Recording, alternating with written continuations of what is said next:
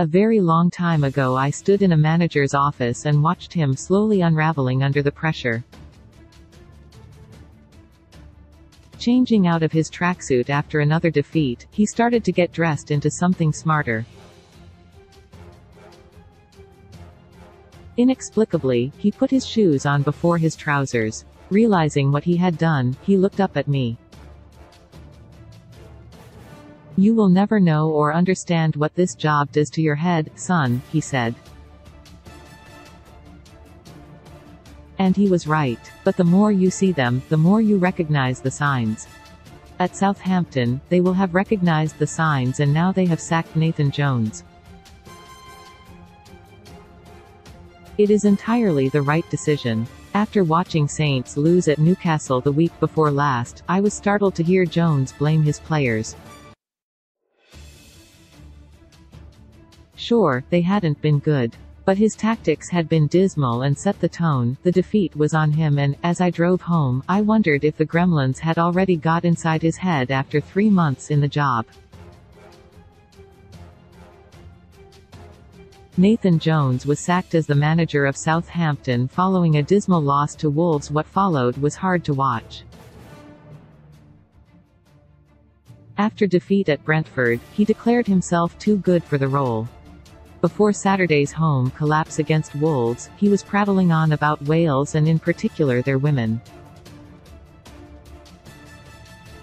Car crash stuff brought on by the scrutiny, the desperation for a result, and, perhaps, by the realization deep in Jones's soul that he was just not good enough.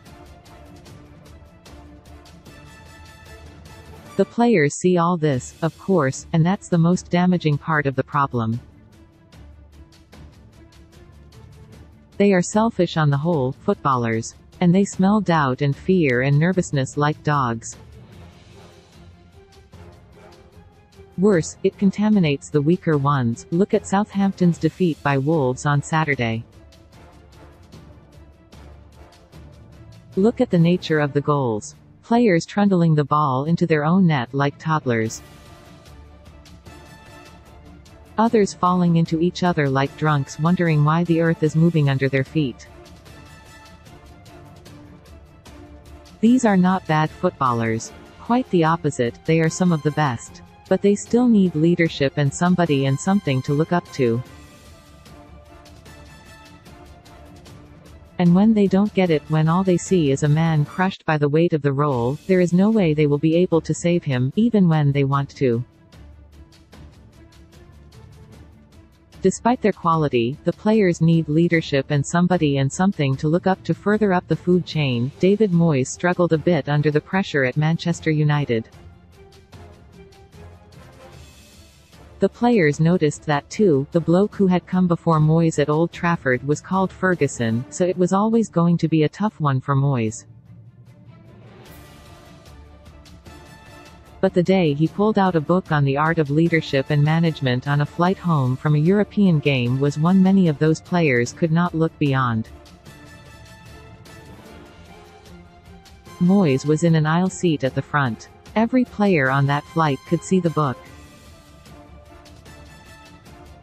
None of this matters as much as results, but it's wrapped up in the same package. Weakness is never a good look in elite sport. Nor is doubt or fear. When you looked at Jones on the touchline on Saturday, almost trying to hide the lower half of his face inside the collar of his coat, you could see all of that staring back, and who could not feel sorry for him? Like Jones, David Moyes struggled a bit under the pressure at Manchester United. He had a very good reputation built in 2 spells at Luton, but did not do well at Stoke in between. He looked underqualified for Southampton, and so it proved. It felt like a rushed appointment, but the decision to let him go has not come a moment too soon. It is best to set him free before relegation comes and before the man in the dugout realizes he has forgotten how to get dressed. Hillsborough rebuild now long overdue. A Sheffield City Council investigation has concluded that there were no major safety concerns arising from the FA Cup game against Newcastle at Hillsborough. Visiting fans reported terrifying crushes at the Leppings Lane end ahead of their game against Sheffield Wednesday, but the council found the club's organisation fully complied with the requirements of their safety certificate. More pertinent is the question of why Leppings Lane is still in use at all. Almost 34 years have passed since the Hillsborough disaster, and it's a mystery why that end of the stadium was never knocked down. Newcastle fans complained of overcrowding in the Hillsborough away end last month. Give Big Sam the respect he deserves. One of my favorite football stories involves Sam Allardyce and the former Bolton Wanderers forward Ian Marshall.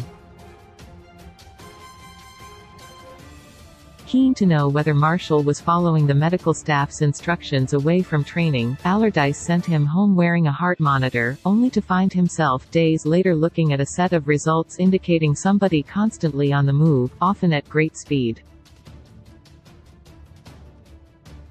When we quizzed him about it, Allardyce told me 10 years ago, he admitted he had strapped the device to his dog. I thought about this when I saw a photo last week of Allardyce giving a talk to students on a football business course. Allardyce is 68 now, but when he talks it's always wise to listen. Sam Allardyce was once one of the best we had, and he deserves more respect than given. Dismissed as a dinosaur by many, he was actually an innovator back in the day, one of the first coaches to use match stats properly. He was also using psychological profiling of signings 20 years ago. When he was at Blackburn, he sent his players home with individual mattresses to help them sleep better. They laughed at him, but everybody does it now. Allardyce took a couple of jobs too many after England. But he was once one of the best we had, and the fact he is derided by so many now says much more about us than it does about him.